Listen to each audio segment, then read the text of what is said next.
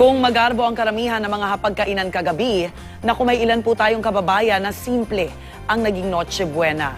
Sa Rojas Boulevard nga may ilan na tuloy lang sa pagtatrabaho sa kanilang pagsalubong sa Pasko. May live report si Haji Rieta. Haji. Yes, Rhea, marahil nga ay iba-iba ang paraan natin ang pagsasalo-salo sa Noche Buena para sa Pasko. Pero may kasabihan nga na mas mahalaga na talagang isabuhay ang tunay na diwa nito. Narito ang report.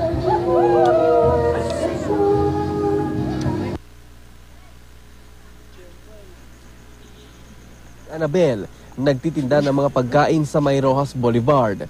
Ito na lamang daw ang kanilang binili dahil kapos daw sila sa budget. Masaya ako kahit tinapay lang ang aming handa. Nag-ipon-ipon kami. Kahit ganito lang. Tsaka wala kaming sakit. Ano ba yung pinanalangin nyo sa buong pamilya nyo? Na magkasakit ang mga anak ko. Matapos daw nilang kumain, umalis na raw ang kanyang asawa para magbenta naman ng sigarilyo. Taga Baseco ang pamilya ni Aling Annabel pero hindi na raw sila umuwi para diretso ang pagtitinda. Maging ang kapwa niya tindera sa lugar ng si Aling Jesus sa altar, hindi na rin siya nakauwi para sa bahay mag Noche Buena. Hindi raw kasi niya maiwanan ang mga paninda. Paano yung Noche Buena nyo? Ngayon no, katatapos ko lang kumain, sabi nga ng kumari ko, matulog ka muna. Bukas uli, magtitinda tayo. Pero bukas ho, magkakasama kami mag-iina. Kung nasan ako, nandun din sila. Oh. So, Pasko, magtitinda rin kayo? Oo. Kung sina Aling Annabel at Aling Jesusa, may halong lungkot ang pagnonoche buena sa kalsada, mayroon naman dito pinipiling pumunta para naman sila ang magpasaya. Nakita rin namin sa lugar ang magpipinsang ito na nagbibigay ng pagkain sa ilang mga nakatira sa Rojas Boulevard.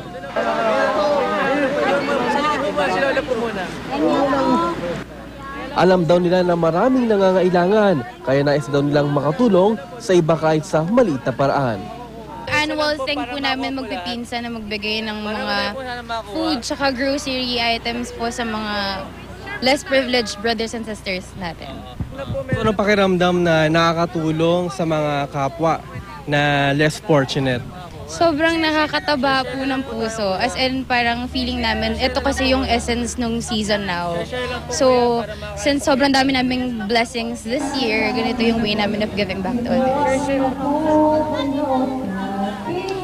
Rhea, samantala nandito tayo ngayon sa Carnival ng Masa dito sa bahagi ito ng Rojas Boulevard sa Maynila at hanggang alas 3 lang sana ng madaling araw ang operasyon nitong Carnival na ito. Pero hanggang sa ngayon talaga namang buhay na buhay ang sitwasyon dito. No? At pakita ko lang yung mga anong makikita dito sa loob. Meron dito yung tatayaka at makakakuha ka ng premyo.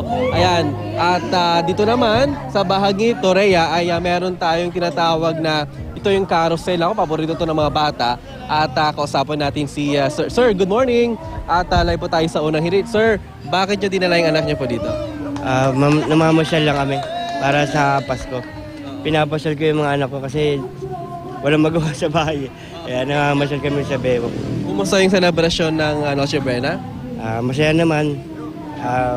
Okay naman yung handa. Alright, maraming salamat, sir. Rhea, alauna hanggang alas 3 ng hapon ay libre yung mga bata na sumakay sa iba't ibang rides dito sa Carnival ng Masa dito nga sa Rojas Boulevard. Rhea?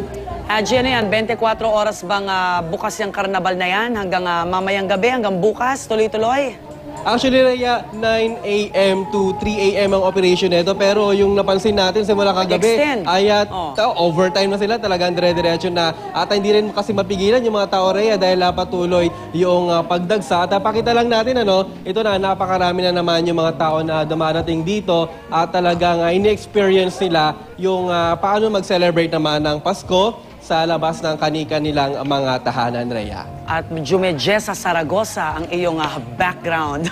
Alright, maraming salamat, Haji Rieta. Merry Christmas.